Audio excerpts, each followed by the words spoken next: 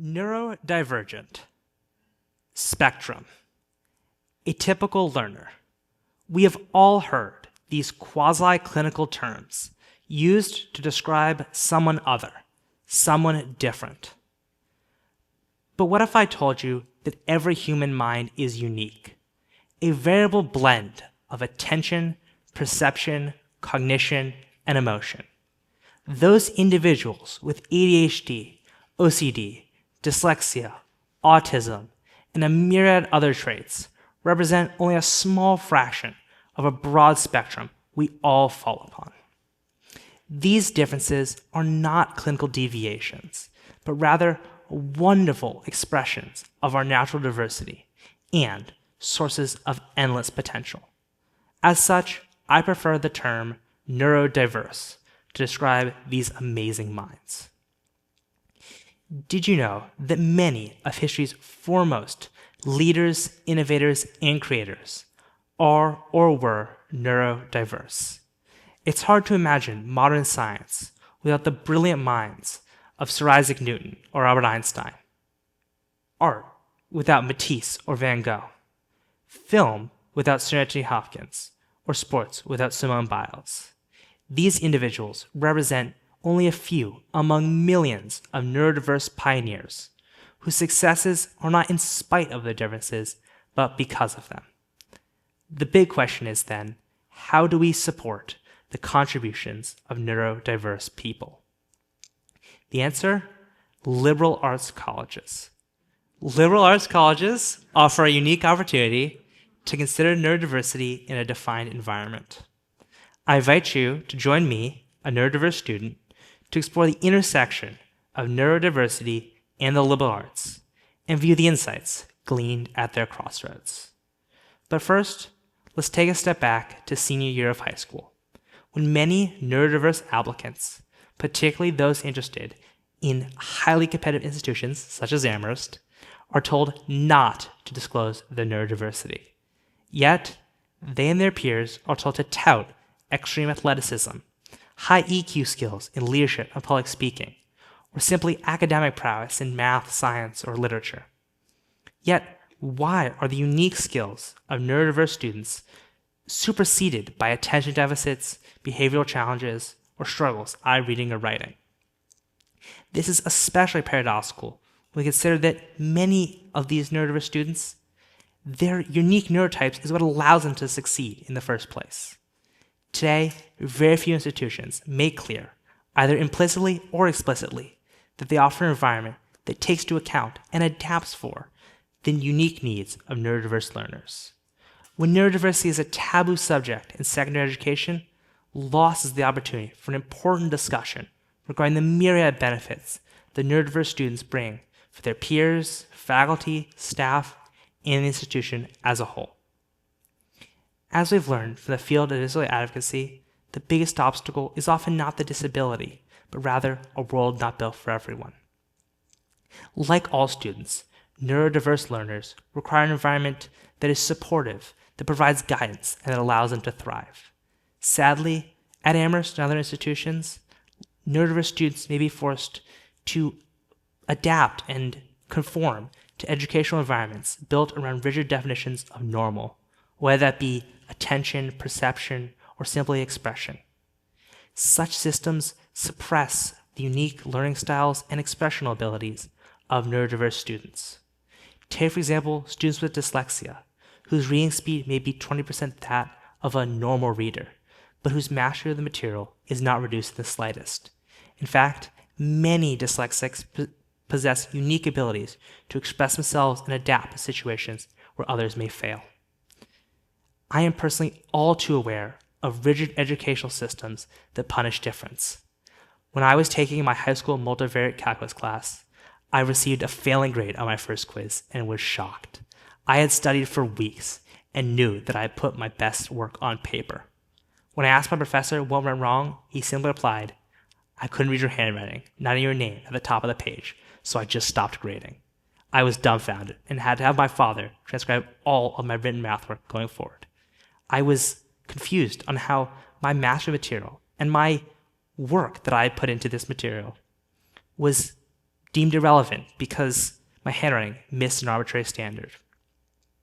If we are to change the way that neurodiverse students and all learners are accounted for in education, we must engage with institutions that are uniquely suited to institute such changes. I believe that liberal arts colleges, often leaders in education, are that place. In lieu of large lectures, liberal arts colleges propose intimate discussion cohorts and small class sizes that allow students to engage not only with their peers, but with faculty and staff who are working individually with them. My success here at Amherst and my future prospects are the result of intense support from faculty, staff, and adaptive peers. Moreover, liberal arts colleges such as Amherst propose a system in which learning is not a start-and-go process, but rather an active and evolving activity in which education is engaged with by the student in their own manner. Moreover, Amherst in particular is uniquely suited for students who may be autistic or have a special interest, and who find exploration beyond the bounds of a defined curriculum allows them to be excited to learn and be truly engaged. Yet, this is not the only way to support and engage neurodiverse learners. Take, for example, Colorado College and its block plan, which allows students to focus on a single subject for a defined period of time. This is particularly well suited for students with attention deficits or work or memory challenges, or simply anyone who finds themselves most able to learn when immersed in a subject. Even our rivals at Williams have some great ideas.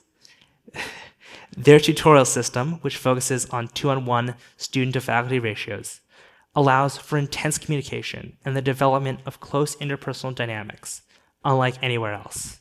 Such system is ideal for students with social anxiety or perhaps autism. A common theme throughout all these systems is the ability for liberal arts colleges to not force students to adapt to fit a mold, but rather be flexible enough to allow all students to fit in and evolve as a group. Moreover, clarity is an essential component of both liberal arts teaching and neurodiverse education. Clarity should include teaching with lecture slides posted online, perhaps with recordings, and the normalization of assistive technology. Students should feel that their access to recordings or note-taking should feel normalized and be a normal part of teaching pedagogy. Most important is clear communication by professors. Professors who expect students to infer meaning based off of body language or tone is fraught. However, support for neurodiverse students should extend beyond the classroom. Quiet housing is easy, low-hanging fruit that allows students to return to a safe space after a long and busy day of interaction and activities. Quiet dorms should be offered to all students who would benefit from them, not simply those who make the short list to get in. Moreover, quiet spaces should be offered broadly, whether that be in dining halls, campus-sponsored events such as concerts, or simply at parties and other events. All of this is to create an environment in which social interaction is normalized, but not forced upon those who are not able to access it. While all of this may seem quite untenable, forcing quiet spaces into dining halls and all that sort, if we look simply to sports teams, we find that such accommodations are not only normalized, but an essential part of creating an engaged community. US NFL teams, such as the Vikings and Eagles, provide specialized seating and quiet spaces for their fans. The Wrexham football team out of Wales goes even further, offering headsets and specialized bathrooms so that fans do not need to worry about raucous applause, but rather can be engaged with their favorite game. All this is to say that we have learned accessibility is not a fancy, but rather a reality. Going forward, we also need to engage with leadership and training.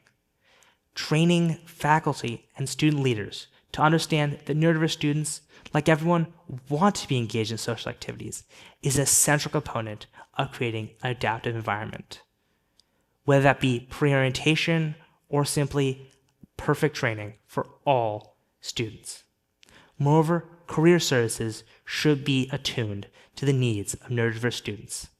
Like everyone, we have aspirations. I want to go on and become an infectious disease researcher.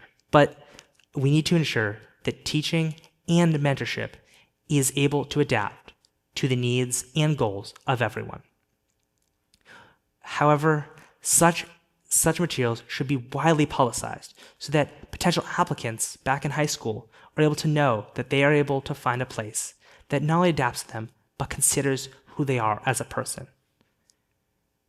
When we work to revolutionize learning, whether that be for neurodiverse students or for diverse students in general, we're working to create a world in which every student, every person is able to thrive.